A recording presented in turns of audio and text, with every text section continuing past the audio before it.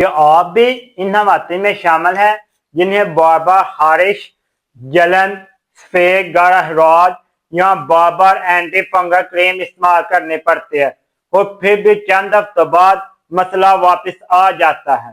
تو یاد رکھیں، یہ کوئی معمولی انفیکشن نہیں، یہ لاپرواہی نہیں، یہ شرمندگی کی بات نہیں، بلکہ جسم میں ایک سنجیدہ سگنل ہے جسے سمجھنا اور حل کرنا ضروری ہے۔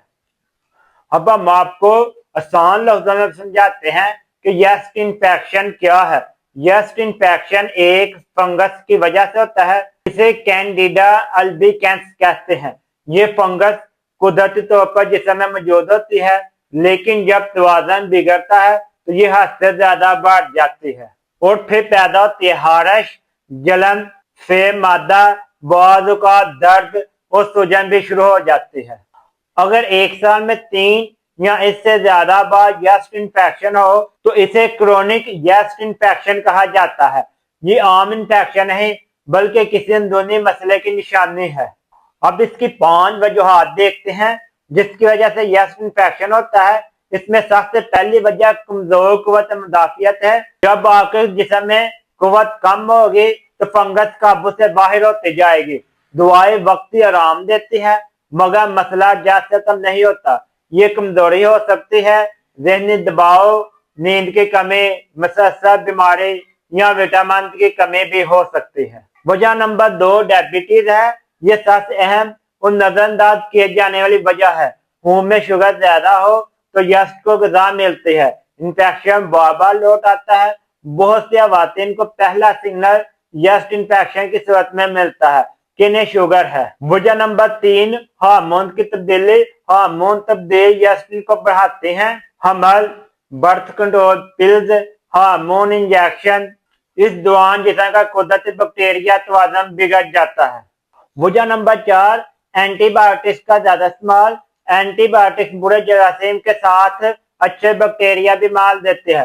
یسٹ انفیکشن کو کھل کر بڑھنے کا موقع مل جاتا ہے اور یہ ہمارے ملک میں عام سی بات ہے کہ اکثر خواتین ڈاکٹر کے مشورے کے بغیر اینٹی بایوٹکس کا استعمال کر رہی ہوتی ہیں۔ وجہ نمبر 5 غلط طرز زندگی، تنگ جیند، زیادہ دیر گیلے کپڑے، پسینہ، ہوا نہ لگنا، یہ سب یسٹ کے لیے جنت بن جاتے ہیں۔ اس سے یسٹ انفیکشن جلدی سے پھیلنا شروع ہو جاتا ہے۔ اب ہم آپ کو کچھ غذائیں بتاتے ہیں جو کہ یسٹ انفیکشن کو بڑھاتے ہیں۔ آپ کوشش کریں ان غذاؤں سے دور رہیں۔ چینی، مٹھائیاں، کیک، پیسٹری، بسکٹ، سفید ڈبل روٹی، pasta, soft drinks, fast food, alcohol, یہ سب شوگر بڑھانے میں مدد دیتی ہیں۔ اس سے یسٹ انفیکشن بڑھتا ہے۔ اب آپ کوشش کریں ڈاکٹر کی دی ہوئی اینٹی فنگل دوائی استعمال کریں، پورا کورس لازمی مکمل کریں۔ بار بار انفیکشن میں 7 سے 14 دن کا علاج بہت زیادہ ضروری ہے۔ خود سے بار بار کریم نہ بدلیں، ادھورا علاج نہ کریں، انٹرنیٹ کے ٹوٹکے استعمال نہ کریں، یہ مسئلہ مزید بڑھ سکتا ہے۔ آپ کوشش کریں سوٹی کاٹن کے کپڑے استعمال کریں، ڈھیلے کپڑے ہوں، ورزش کے بعد فوری کپڑے تبدیل کریں، خوشبودار صابن، واش، اسپرے کریں، سٹریس کم کریں، ذہنی دباؤ کو بھی کم کریں۔ آپ کوشش کریں اپنی ڈائٹ میں پرو بایوٹکس استعمال کریں، زندہ کلچر والا دہی، سبزیاں، صاف پانی، کم شوگر والے کھانے، سادہ غذا۔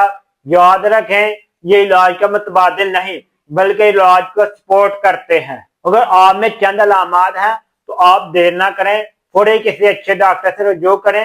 دوائی کے باوجود انفیکشن ٹھیک نہ ہو، انفیکشن بار بار ہو رہا ہو، شوگر موجود ہو، حمل ہو، شدید درد، سوجن یا خون آ رہا ہو، ڈاکٹر آپ کے تمام مسئلے دیکھے گا جس میں شوگر، ہارمون یا دیگر اندرونی مسائل چیک کرے گا۔ میری بہنوں، بار بار یسٹ انفیکشن کوئی اتفاق نہیں، یہ آپ کے جسم کا پیغام ہے۔ یہ کہیں نہ کہیں توازن بگڑا ہوا ہے۔ صحیح علاج، صحیح پرہیز، درست رہنمائی اس مسئلے کو ہمیشہ کے لیے ختم کر سکتی ہے۔ شرمندگی چھوڑ دیں، خود علاج سے بچیں، بار وقت ڈاکٹر سے رجوع کریں۔ طب زون ہیلتھ کیئر، جہاں مسائل چھپاتے نہیں، حل کیے جاتے ہیں۔